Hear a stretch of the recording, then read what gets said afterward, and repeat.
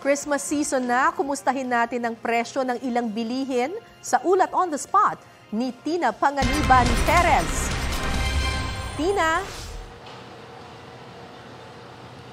Kara nag-inspeksyon sina House Speaker Martin Romualdez at ACT-CIS Party List Representative Erwin Tulfo ngayong umaga dito sa Cubao Farmers Market para tingnan ang presyo ng mga pangunahing bilihin lalo't magdidisyembre na. Sa kabuuan, Kara, mataas o masaya naman daw ang speaker na matatag ang presyo ng gulay at karne pero hindi sa presyo ng bigas na tumataas anya.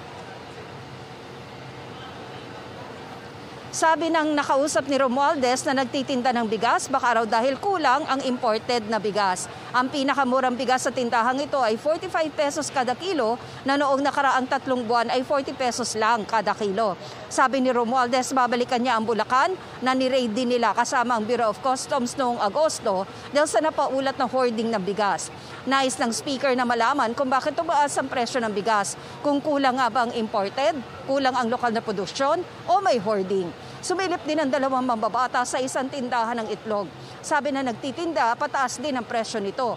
Ang malaking itlog na 10 pesos kada piraso ngayon, 9 pesos lang daw noong September.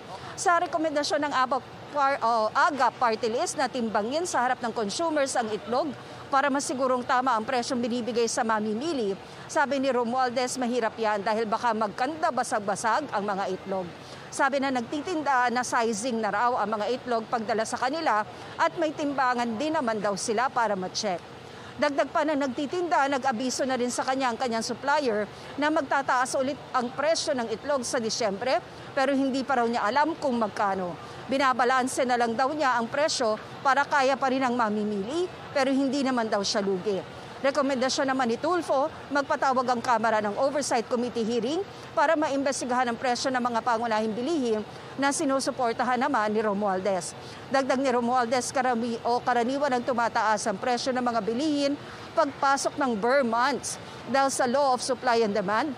Pero nakiusap siya sa mga negosyante na kung pwede, gawin itong matatag o mas mababa pa para lahat daw ay masaya sa Pasko. Kara? Maraming salamat, Tina Panganiban Perez. Mga kapuso, para sa mga maiinit na balita, mag-subscribe sa GMA Integrated News sa YouTube.